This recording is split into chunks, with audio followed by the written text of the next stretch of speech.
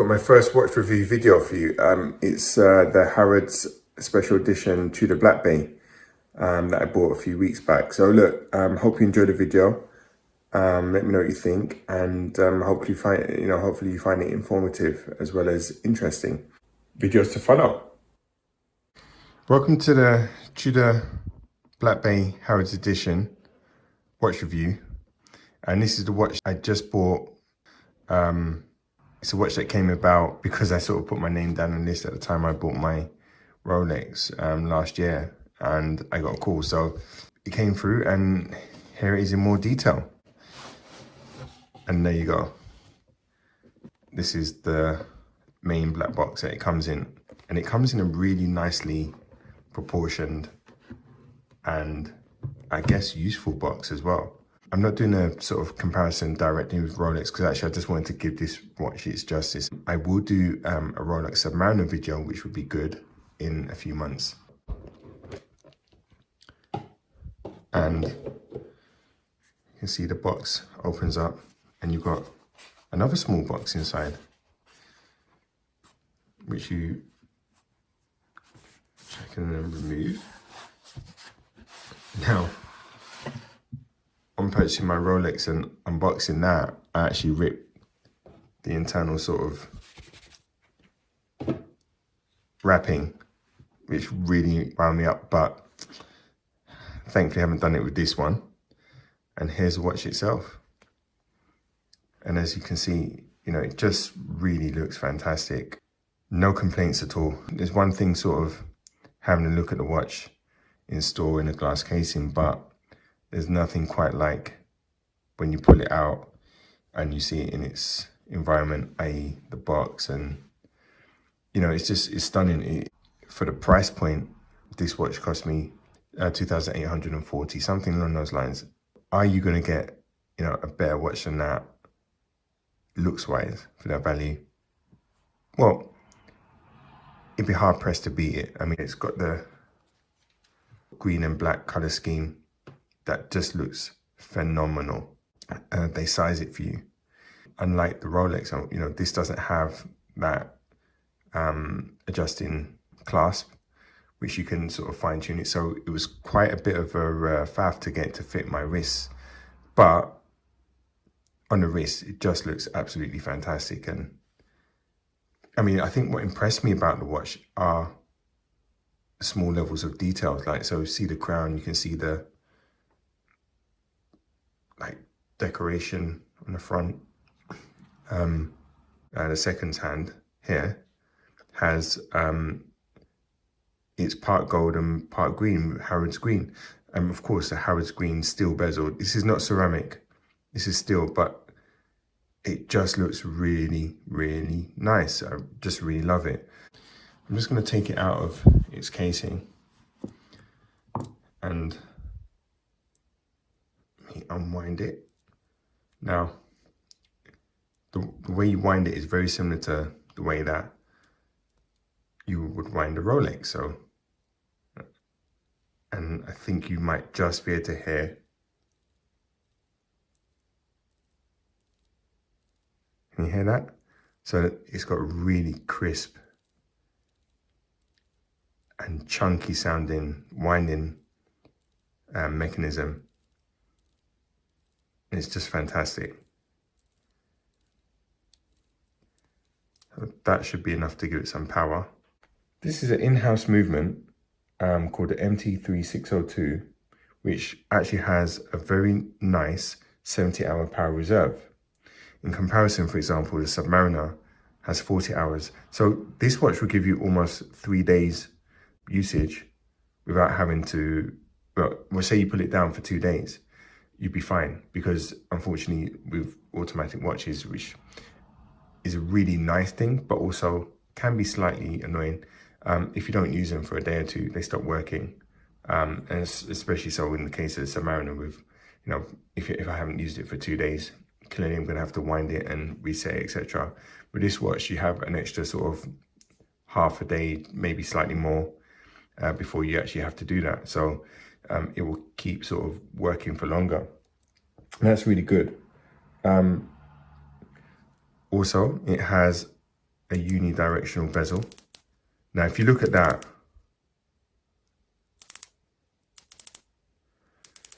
I mean, when you twist that round, the clicks are so crisp. I mean, the level of quality that I've seen in this watch is outstanding, especially at the price point.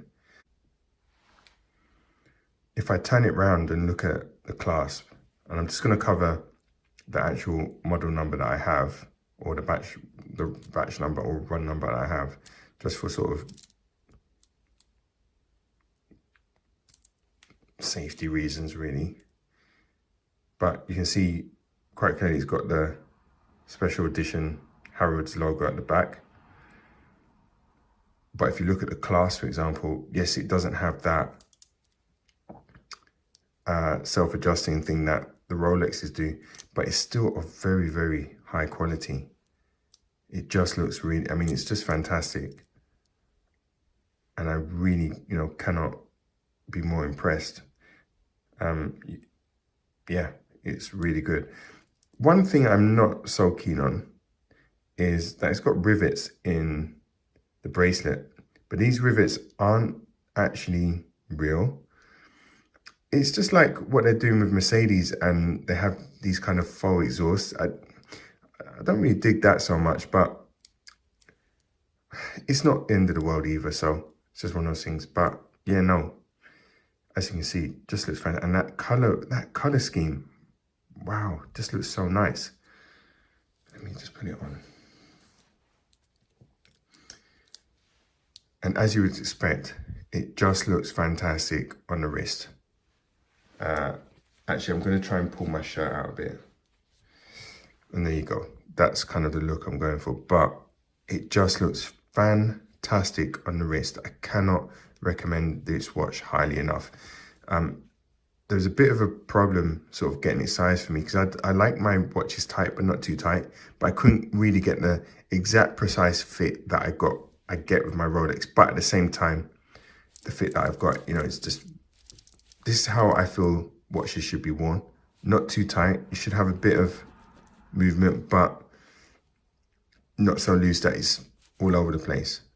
Of course, with seasonal changes and perhaps maybe seasonal eating habits differ, it may be a problem that you might have to readjust it, maybe add a link or two on every now and again, but it just looks brilliant. I love it. Just going on to the box itself, as you can see, obviously it comes with the guarantee. I've got my guarantee card at the bottom there. I'm not going to show too much of it but you can see the guarantee is there. I'm really impressed with the box. I feel like the box is actually even more practical than perhaps the one you get with the Rolexes, but that's not a knock on the Rolex. It's just kind of how I feel about this one. But you get, of course, one extra special surprise with this watch, and you get an extra strap, which is a really nice touch. Now, I don't plan on using this watch because I feel, funny enough, I'm more nervous about using this watch than I am the Rolex. I feel like when I bought the Rolex, you know, it was 100% that this was going to be my watch for life, etc. This one, I don't know. I love it, but is it one that I'll keep for life? Time will tell. At this point, I don't know exactly. And this has nothing to do with the quality of the watch, etc., or anything like that. But it's definitely one that I want to keep pristine for now. Because unfortunately, when you wear your watches, you just can't help but get a scratch in them. And I mean, this is a very nice watch. And if it does really get valuable, for example, if they cut production of it, it could be something that could have some really good resale value. So I'm going to give it maybe 6 months to a year to see, you know, how the appeal of this watch sort of progresses over time. And if it becomes less desirable, well, it's still a lovely watch and I can keep it, no problems. The width of this watch is 41 millimeters, and as you can see, it just fits really nicely in the wrist. There's just no problem with it. Obviously, it's a bit bigger. Like when you see it, it's quite a bit thicker and quite a bit, you know, it's definitely a lot more of watch on your wrist. Not a lot, but you can, like when you compare it like for like with the Rolex Submariner, you do notice that it's got, you know, a bit more heft to it, and it's maybe got a bit more presence in terms of, you know, its size, but that's taking nothing away from the Rolex, of course, which is, you know, perfection. But it just fits so nicely, and yeah, I'm really impressed with it. Really happy and really enjoying owning it. Well, I hope you guys enjoyed the video. Let me know what you think. Subscribe, drop a like. It really helps the channel. Have a good evening, everyone. Take care.